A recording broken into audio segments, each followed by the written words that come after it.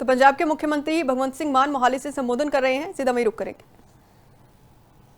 Action तो कित्थे तक स्टैप जिहड़े 6-7 स्टैप ने वो किवें स्टैप वाइज जिहड़ियां रजिस्ट्रियां हो रही हैं।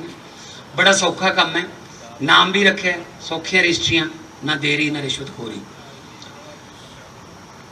एक तुसी रजिस्ट्री दी एक ड्राफ्ट है, वो पोर्टल ते जाके तुसी या वैबसाइट ते जाके वो ड्राफ्ट नूं डाउनलोड कर सकते हो। वो बनया बनाया उस तुसी अपना जिन्नी तुहाडा कलैक्टर रेट है जां तुहाडी जमीन का खसरा नंबर है वो सब कुछ आ जाऊगा। वो भर के तुसी घरों भी अनसाइंड कॉपी जिहड़ी है वो इत्थे भेज सकते हो। 48 घंटे दे विच जिहड़ा सब रजिस्ट्रार है वो कोई इतराज ला सकता है। वो पोर्टल ते जाके तुसी या वैबसाइट ते जाके वो ड्राफ्ट नूं डाउनलोड कर सकते हो। वो बनया बनाया उस तुसी अपना जिन्नी तुहाडा कलैक्टर रेट है जां तुहाडी जमीन का खसरा नंबर है वो सब कुछ आ जाऊगा। वो भर के तुसी घरों भी अनसाइंड कॉपी जिहड़ी है वो इत्थे भेज सकते हो। 48 घंटे दे विच जिहड़ा सब रजिस्ट्रार है वो कोई इतराज ला सकता। जे 48 घंटे इतराज ना आया तो इनू सही मन्निया जाऊगा। तो उस इतराज ते डिप्टी कमिश्नर ते SDM की नज़र रहूगी। उस वेले वो इतराज WhatsApp ते उस बंदे नूं भी पहुँच जूगा भी आ इतराज लगे। उन्होंने मौका दिता जाऊगा पार्टियां नूं कि इतराज क्लीयर कर दो। कोई इतराज क्लीयर ना हो गए उस तो बाद कोई प्रॉब्लम नहीं, तो फिर जाओ इत्थे आके भी सेवा केंद्र का काउंटर लग्या होया, इत्थे आके भी रजिस्ट्री लिखा सकते हैं। एक वकील ते एक रिटायर्ड पटवारी इत्थे बैठे ने ते वो भी रजिस्ट्री लिख देंगे। इत्थे 550 रुपया फीस है। तो पहला सानू यही नहीं पता लगता सी रजिस्ट्री लिखाइए कित्थों, इत्थे ही घूमते रहते सी। वो कहते इधर चल जा इधर चल जा। कुछ जिहड़े लिखते सारे तो नहीं मैं कहूँगा, कुछ ऐसे भी सी जिहड़े मतलब एजेंट बने हुए सी तहसीलदारां दे कि आ की कराई फिरदा कित्थों लिखाई फिरदा मैं करदा ठीक है इन्ने पैसे लगणगे ना। सो वो बिल्कुल सारा कुछ खत्म हो जाऊगा। फिर नाल ही स्क्रीन ते तुहानूं जिस ऑर्डर 'च तुसीं आओगे तुहाडा 12वां नंबर आ गया, 12वां मिल गया तुहानूं, तो 12वें नंबर की जिहड़ी जिवें अंबैसियां दे विच चलदा है कि इस वक्त टोकन नंबर 25 चल रहा है, इस वक्त 26 चल रहा है, इस वक्त टोकन नंबर 7 चल रहा सी, किसी का 12वां नंबर से, कहते 4-5 बाद मेरी बारी आ जाऊगी जी। लिखा हुआ है सारा कुछ। दो सब रजिस्ट्रार इत्थे बैठे ने, दो लगातार एट रीयल टाइम ते तुहानूं सारा कुछ सारे मैसेज रीयल टाइम ते तुहानूं WhatsApp ते मिलते रहणगे। एक होर जिहड़ा इतिहासिक कदम है, क्योंकि मोहाली तो असीं शुरू किया है, हजे सारे पंजाब सानूं 1.5 ਤੋਂ 2 महीने लग जाएंगे, पर मोहाली 'च कामयाब हो गया। कई दिनों तो शुरू किया सी, अज असीं पूरा इहनूं वर्किंग दे विच देखिया। ये नहीं हैगा कि तुसीं मोहाली ही रजिस्ट्री कराउणी है जां खरड़ ही कराउणी है। मोहाली जिले 'च 7 सब रजिस्ट्रार ने, डेरा बस्सी भी है, जीरकपुर भी है, खरड़ है, मोहाली है। तुसीं किसी कोले भी जा सकते हो। जिले दे विच जिहड़ी मर्जी तहसील जां सब तहसील 'च तुसीं रजिस्ट्री करा सकते हो। ये जरूरी नहीं है कि इत्थे रश है तो तुहानूं इत्थे ही बहना पैना जां कल नूं आउणा पैना। डेरा बस्सी हो सकता है बिल्कुल खाली पिया होवे, उत्थे चल जाओ। जीरकपुर जां खरड़ खाली पिया होवे, उत्थे चल जाओ। वो तो ऑनलाइन आउणा, सारा कुछ रिकॉर्ड ते आ जाना। सो बड़ा चैक करन दा भी ये भी कोई फेक रजिस्ट्री ना हो जाए या फेक ना कोई डॉकूमेंट ला जाए, ਉਹਦਾ चैक करने का सिस्टम भी है। डिप्टी कमिश्नर अकाउंटेबल होगा जिले का। जे कोई गलत रजिस्ट्री हो गई या कोई गलत डॉकूमेंट पास हो गया उन्होंने अखां दे विच दी, तो फिर डिप्टी कमिश्नर अकाउंटेबल होगा। तो जिम्मेवारी जिहड़ी है वो तय की गई है प्रॉपर। तो कोई रिश्वत नहीं, जिन्नी फीस बनती है उन्नी फीस लगूगी। तो इत्थों जिहड़े जिन्होंने असीं मिले असीं वो कहंदे सी पहलां भी 2-3 बारी आए हैं। इस बिल्डिंग 'च वड़न वेले भी डर लगता है, तो इस बिल्डिंग चों निकलण वेले भी यहीं लगी जाता रहता भी एक बार सुख शांति निकल जाइए, किते होर ना कोई स्यापा पै जाए। मतलब तुसीं देखो, जे जसविंदर सिंह नूं जगविंदर सिंह लिखता किसी पटवारी ने, वो जसविंदर नूं जगविंदर बनने में 10 साल लग जाते।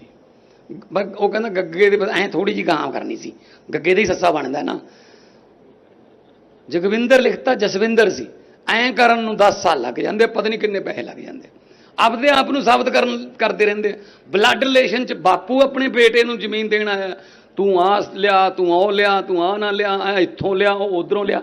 ਇੱਥੇ ਇੱਕ ਬਿਲਡਿੰਗ 'ਚ ਵੜੋਗੇ, ਏਸੀ ਬਿਲਡਿੰਗ ਹੈ, ਪਾਣੀ ਹੈ ਪੀਣ ਨੂੰ, ਵਧੀਆ ਬਾਥਰੂਮ ਨੇ, ਵੇਟਿੰਗ ਏਰੀਆ ਹੈ।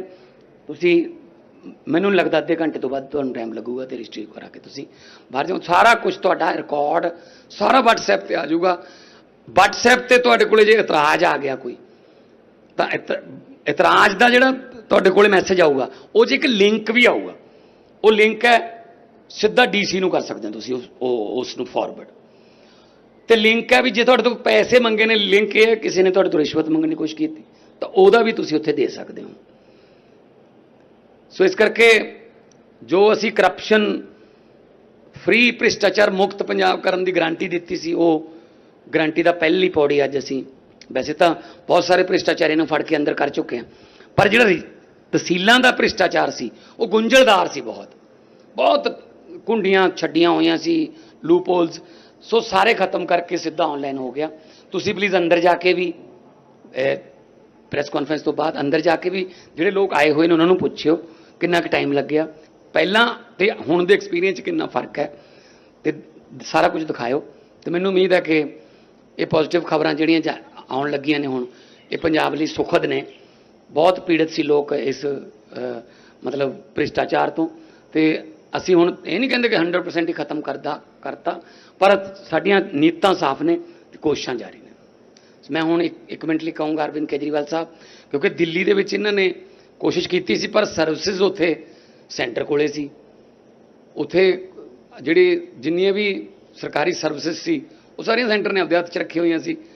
ਕੇਜਰੀਵਾਲ ਸਾਹਿਬ ਤਾਂ ਬਸ ਉਹਨਾਂ ਨੇ ਗਾਲਾਂ ਕੱਢਣ ਨੂੰ ਰੱਖੇ ਹੋਏ ਸੀਗੇ ਵੀ ਉਹਨਾਂ ਨੇ ਤੜਕੇ ਉੱਠ ਕੇ ਉਹਨਾਂ ਨੂੰ ਕੱਢਤੀਆਂ, ਉਦੋਂ ਉਹ ਲੜੇ ਗਏ, ਆਹੀ ਕਰੀ ਗਏ। ਹੁਣ ਉਹੀ ਦਿੱਲੀ ਦੇ ਵਿੱਚ ਫੇਰ ਦੁਬਾਰੇ ਟੈਂਕਰ ਮਾਫੀਆ ਵੀ ਆ ਗਿਆ, ਸਕੂਲ ਮਾਫੀਆ ਵੀ ਆ ਗਿਆ, ਸਾਰੇ ਮਾਫੀਆ ਵਾਪਸ ਆ ਗਏ। ਹੁਣ ਉਹ ਲੋਕ ਕਹਿੰਦੇ ਯਾਰ ਵੀ ਕੀ ਕਰੀਏ ਹੁਣ ਅਸੀਂ ਕਿਹਾ ਵੀ ਤੁਸੀਂ ਕੋਈ ਗੱਲ ਨਹੀਂ। ਦਿੱਲੀ ਤੋਂ ਵੀ ਇੱਕ ਫੈਮਿਲੀ ਆਈ ਹੋਈ ਹੈ, ਦਿੱਲੀ ਤੋਂ ਇੱਕ ਫੈਮਿਲੀ ਆਈ ਹੋਈ ਹੈ ਇੱਥੇ ਰਜਿਸਟਰੀ ਕਰਾਉਣ, ਤੇ ਉਹ ਵੀ ਕਹਿੰਦੇ ਜੀ ਮਤਲਬ ਸਾਨੂੰ ਤਾਂ ਪਹਿਲਾਂ ਵਾਲੀ ਜਿਹੜਾ ਸਿਸਟਮ ਚਾਹੀਦਾ। ਕੋਈ ਗੱਲ ਨਹੀਂ, ਲੋਕਤੰਤਰ ਹੈ, ਲੋਕਾਂ ਦਾ ਹੱਕ ਬਣਦਾ।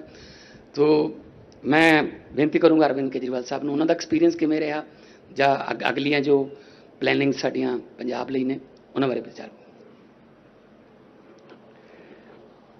आज ये रजिस्ट्री का जो पूरा सिस्टम पंजाब के अंदर चालू किया जा रहा है, मैं समझता हूँ कि पूरे देश में किसी भी राज्य के अंदर इस किस्म का रजिस्ट्री का सिस्टम नहीं है। पहली बार पंजाब में ये सिस्टम लागू किया जा रहा है। मुझे पूरी उम्मीद और विश्वास है कि इसके पहले आप लोग हमारे आने के पहले अंदर जाके देख चुके होंगे कि सिस्टम क्या है। अभी तक जैसे मान साहब ने बताया, अगर कोई भी आदमी को किसी तहसील में जाना पड़ जाता था, तहसीलदार के दफ्तर में जाना पड़ जाता था, तो उसके लिए ये एक बहुत बुरे सपने की तरह होता था।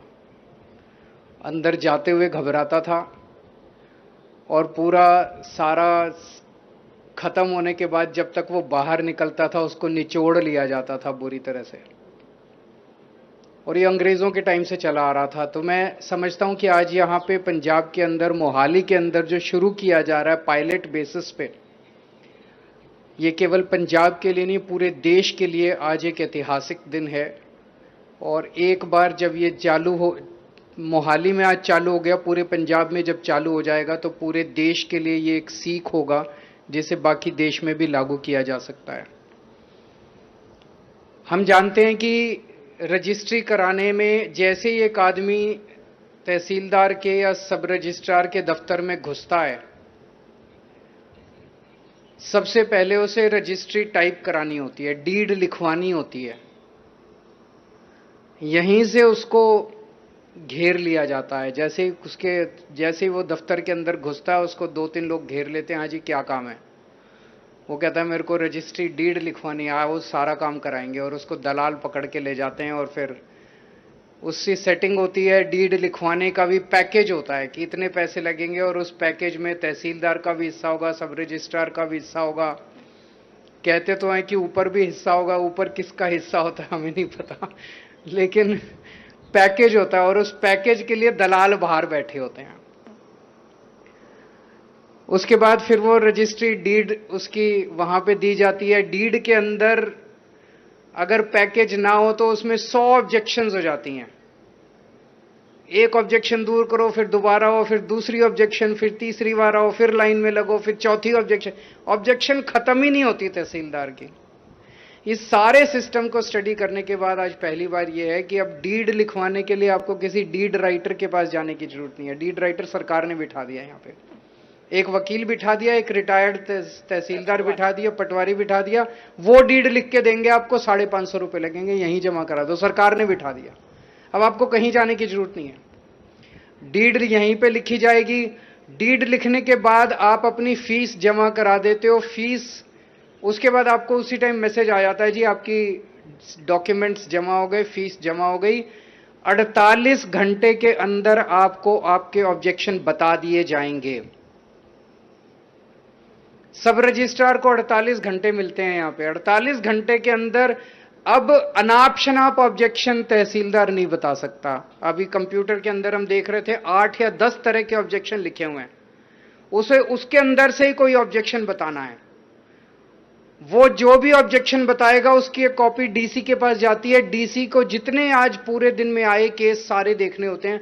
किसी तहसीलदार ने बदमाशी करके कोई गलत ऑब्जेक्शन तो नहीं डाल दिया, जो पहले ऑब्जेक्शन पे ऑब्जेक्शन, अब नहीं है। जो ऑब्जेक्शन लगानी है एक बार में लगाओ, 48 घंटे में लगाओ, और अगर गलत ऑब्जेक्शन लगाए तो डीसी उसकी चेकिंग करेगा।